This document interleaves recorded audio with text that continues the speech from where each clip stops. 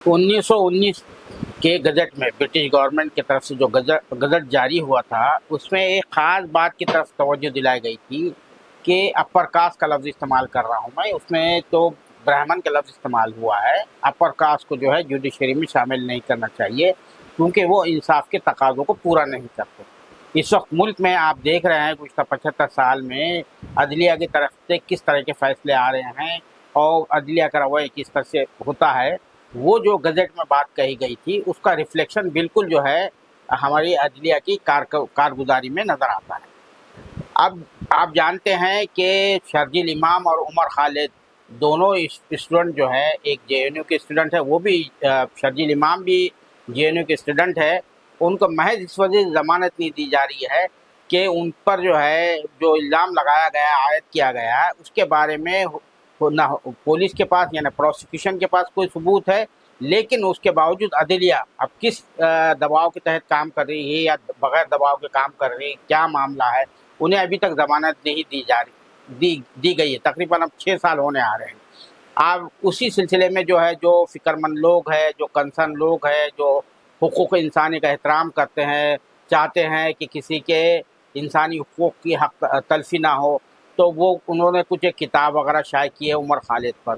اس کتاب کا اجرا بھی جو ہے اس قسم کی ذہنیت کے جو لوگ ہوتے ہیں، وہ کتاب کا اجرا بھی ان کو برداشت نہیں ہو رہا تھا۔ تو یہی واقعہ جو ہے بنگلور میں پیش آیا، وہاں پر عمر خالد پر ایک کتاب کا اجرا کیا جا رہا تھا، لیکن جو حکمراں جماعت سے وابستہ جو عناصر ہے وہاں پر ہنگامہ برپا کرنے لگے۔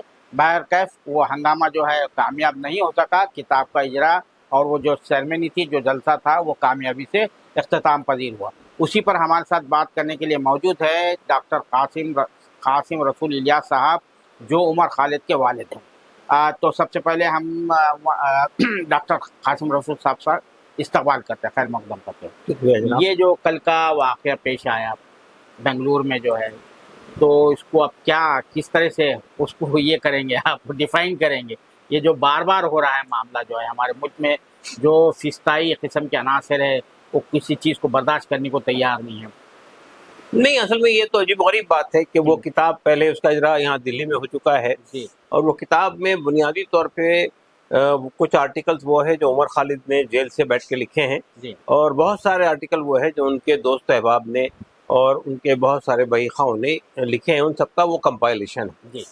تو اس کتاب کے اجرا پر اتنا زیادہ برانگیختہ ہونے کی کیا وجہ تھی، مجھے کچھ سمجھ میں نہیں آتا ہے، اس لیے کہ وہ تو پبلک ڈومین میں موجود ہے کتاب، یہاں پبلش ہو چکی ہے، کافی بڑی تعداد میں یہاں پہ سیل آؤٹ ہوئی ہے، اور اس کا اجرا جو ہے بنگلور میں ہو رہا تھا۔ تو اصل میں بنیادی بات یہ ہے کہ اس طرح کے پروگراموں سے عمر خالد کا کیس جو ہے وہ بڑے پیمانے پہ پبلک ڈومین میں آتا ہے، اور لوگوں کو یہ معلوم ہوتا ہے کہ ایک شخص کو صرف اس بنیاد پر کہ وہ مسلمان ہے اور صرف اس بنیاد پر کہ انہوں نے سی اے کے خلاف تحریک چلائی تھی، وہ پچھلے 6 سال سے جیل کے اندر بند ہیں اور ان کو ضمانت نہیں مل رہی ہے اور نہ کیس شروع ہو رہا ہے۔ تو ہندوستان کے یعنی عدلیہ کا یہ بنیادی معیار تھا کہ اگر کیس ڈیلے ہو رہا ہے، نہیں شروع ہو رہا ہے، اور تو اس بنیاد پر جو بیل ہے بیل ملنی چاہیے۔ اور یہ کئی بار یہاں کے چیف جسٹس نے بھی اور کئی لوگوں نے یہ کہا bail is a rule, jail is an exception. اس کے باوجود بھی عمر خالد کو بیل لوور کورٹ سے بھی ڈینائی ہوئی، ہائی کورٹ سے بھی 2 بار ڈینائی ہوئی، اور سپریم کورٹ سے بھی تقریباً 2 بار ڈینائی ہوئی۔ تو اس بنیاد پر یہ پبلک ڈومین میں اس پر خاصا کرٹزم ہوا ہے۔ ظاہر ہے کہ اس طرح کے جب پروگرام کہیں بھی ہوں گے ہندوستان کسی کونے میں، تو پبلک کے اندر عمر خالد، شرجیل امام اور ان کے ساتھیوں کے تئیں ہمدردی پیدا ہوگی۔ تو اس کو یہ لوگ بی جے پی اور آر ایس ایس کے لوگ نہیں چاہتے ہیں کہ یہ وہاں پر ہو، اس لیے میں سمجھتا ہوں ہنگامے کی اس کے علاوہ کوئی اور وجہ نہیں ہے کہ ایک ہنگامہ ہو رہا تھا، اس میں وہاں کی کچھ ہیومن رائٹ ایکٹیوسٹ ہیں وہ، اور کچھ فلم ایکٹر ہیں، وہ پروگرام کر رہے تھے۔ تو اس پروگرام میں کوئی ایسی بات نہیں تھی جو کہ لا اینڈ آرڈر کو ڈسٹرب کر رہی ہو یا کسی کے سینٹیمنٹ کو ڈسٹرب کر رہی ہو، ایسی کوئی بات نہیں تھی، لیکن ہنگامہ کرنے کی بنیادی وجہ یہ تھی کہ وہ نہیں چاہتے کہ پبلک ڈومین میں کوئی چیز جائے۔ تو یہ ہے، تو کتاب آپ کہہ رہے ہیں کہ ظاہر بات ہے کتاب میں کوئی ایسی بات نہیں ہے، کیونکہ اگر کتاب میں کوئی ایسی آبجیکشنل بات ہوتی تو وہ پہلے ہی اس کو منظوری نہیں ملتی چھپنے کی۔ کچھ چھاپتا بھی نہیں اسے، یہ تو ہے بنیادی.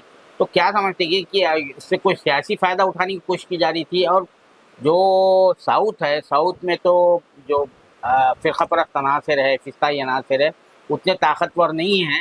بہرحال وہ کرناٹک میں تو ہے، انہوں نے قدم جما لیے اپنے. تو آپ کیا سمجھتے ہیں، کچھ سیاسی فائدہ اٹھانا چاہ رہے تھے اس حوالے سے؟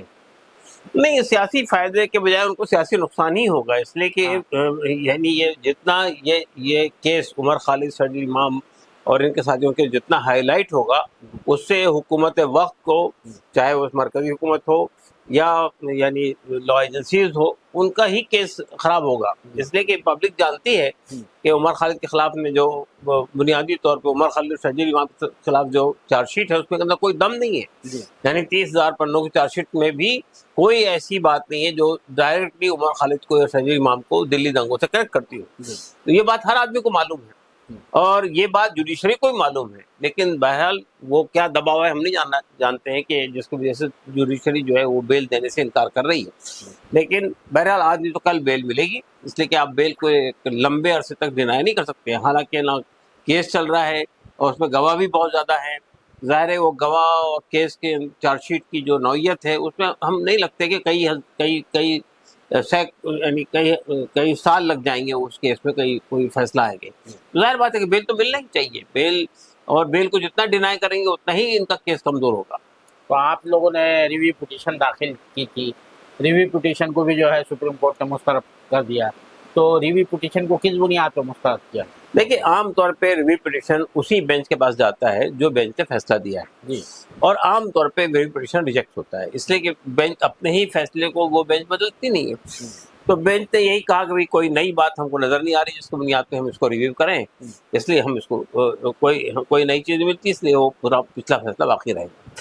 لیکن بہرحال ہم اس میں کیوریٹی پٹیشن کی تیاری کر رہے ہیں. کیوریٹی پٹیشن جائیں گے اور دیکھ لیں گے کہ لاسٹ آپشن اویلیبل ہے، اس کو بھی ایگزاسٹ کر کے دیکھتے ہیں کیا ہوتا ہے. تو اب یہ کورٹ نے کہا تھا، جو فیصلہ دیا تھا جنوری میں، کہ 1 سال کے اندر جو ہے لوور کورٹ سے کہا کہ وہ ٹرائل شروع کر دے، کوئی کسی نہ کسی نتیجے پر پہنچے. تو اب تک کتنی پیشیاں ہوئی ہیں یا کیس شروع ہوا ہی نہیں؟ دیکھیں، اصل میں جسے کیس کہتے 4 ہیں، مہینے. ہاں، وہ کیس تو ابھی شروع ہی نہیں ہوا ہے. اس لیے کہ ابھی تو فریمنگ اور چارجز پہ بحث ہو رہی ہے. پہلے چارجز فریم ہوں گے، اس کے بعد اصل کیس شروع ہوگا جس میں گواہ پیش کی جائے گی. ابھی تو کوئی گواہ پیش ہی نہیں ہوا ہے. تو یہ کہنا عدالت کا کہ 1 سال تک کہ آپ بیل کے لیے اپلائی نہیں کر سکتے، 1 سال کے اندر کورٹ سے یہ کہا گیا کہ بھئی وہ شروع کر دے، اس کے بعد آپ بیل کے لیے اپلائی کریں. تو یعنی یہ بھی ہندوستانی عدلیہ کی تاریخ میں یہ بالکل عجیب نوعیت کا فیصلہ ہے کہ آپ یہ یعنی بیل تو دے ہی نہیں رہے ہیں، آپ اس بات کو ہی منع کر رہے ہیں کہ آپ اب دوبارہ بیل کی اپلیکیشن 1 سال تک داخل ہی نہیں کر سکتے. یہ اپنی نوعیت کا واحد فیصلہ ہے جس میں اس طرح کی بات کہی گئی ہے. حالانکہ عدالت کو اس سے کیا بحث ہے کہ بھئی آپ لوور کورٹ میں جا رہے ہیں، ہائی کورٹ میں جا رہے ہیں، جائیں. اس لیے کہ یہ تو یعنی اکیوز کا حق ہے کہ وہ بیل کے لیے اپلائی کرے. تو آپ اس بیل کی اپلیکیشن کو بھی ڈینائی کر رہے ہیں کہ نہیں، آپ 1 سال تک بیل کے لیے اپلائی ہی نہیں کر سکتے. تو اب کیوریٹی پٹیشن آپ داخل کرنے والے ہیں، تو کیا آپ کو امید ہے اس سے؟ اور دیکھیے، ہمارا ماننا یہ ہے کہ دیکھیے، جب سپریم کورٹ کا ججمنٹ آیا تھا تو اس پر کافی لیگل لمنریز نے اس کے خلاف بات کی تھی. ہمارے اخبارات میں بھی لکھا گیا تھا، میڈیا چینلز پر بھی آیا تھا، یوٹیوب چینل سے بھی اس کو کور کیا تھا. تو خاصی لمبی بحث ہوئی ہے نیشنل لیول پر بھی اور انٹرنیشنل لیول پر بھی. ہمیں امید ہے کہ جوڈیشری میں، چونکہ دیکھیے جو کیوریٹی پٹیشن ہوتا ہے اس میں 2 ججز تو وہی ہوتے ہیں جنہوں نے فیصلہ دیا، لیکن 3 اور ججز ہوتے ہیں. تو ہمیں امید یہ ہے کہ جوڈیشری کو یہ اندازہ تو ہو گیا، یعنی ایون سابق چیف جسٹس جو ہے وہ انہوں نے بھی اس فیصلے کو کرٹیسائز کیا تھا. اس لیے ہمیں امید یہ ہے کہ شاید بیٹر سینس پریویل کرے گا اور فیصلہ عمر کے حق میں آئے گا. تو یہ کب تک ممکن ہے؟ یہ کب؟ اب دیکھیے، کوشش کر رہے ہیں، تیاری چل رہی ہے. جیسے ہی وہ کیس موو ہو جائے گا تو بہت تیار ہو جائے گا، پٹیشن فائل کر دیں گے، کوئی ایسا مسئلہ نہیں ہے. تو یہ کیا معاملہ تھا کہ 5 لوگوں کو اسی الزام میں جو ہے لارجر کانسپریسی کیس میں جو ہے 5 لوگوں کو تو جو ہے ضمانت دے دی گئی، اور یہ 2 جو تھے ان کو ضمانت نہیں دی گئی، اس کے پیچھے کیا آپ کو لگتا دیکھیے ہے؟ چارج شیٹ کو اگر آپ اٹھا کر دیکھیں گے جی تو چارج شیٹ ایسا کوئی ڈسٹنکشن نہیں کرتی کہ یہ اصل کلپریٹ ہے اور یہ وہ ہے سب اس طرح ضمنی لوگ ہیں، اس طرح کوئی بات چارج شیٹ نہیں کرتی.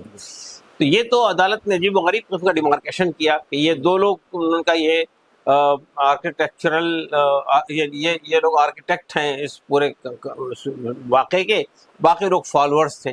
اس طرح کوئی ڈیمارکیشن چارج شیٹ کے اندر نہیں ہے. جی تو یہ عدالت کا اپنا یعنی وہ ہے اسپیکولیشن ہے کہ انہوں نے جو اس کو دو حصوں میں ڈیوائڈ کیا اور ان باقی لوگوں سے کہا کہ وہ لوگ تو فالوورز تھے اس لیے ان کو بیل مل جانی چاہیے، اور یہ دو لوگ جو تھے یہ اصل آرکیٹیکٹ تھے اس پورے کمنل رائٹ کے، اس لیے ان کو بیل نہیں ملنی چاہیے. تو یہ عدالت کا اپنا نیریٹو ہے جو اس نے بالکل یعنی عجیب و غریب بات ہے. لوگوں نے اس کو محسوس کیا کہ بھئی یہ آپ کس بنیاد پہ ڈیمارکیشن کر رہے ہیں.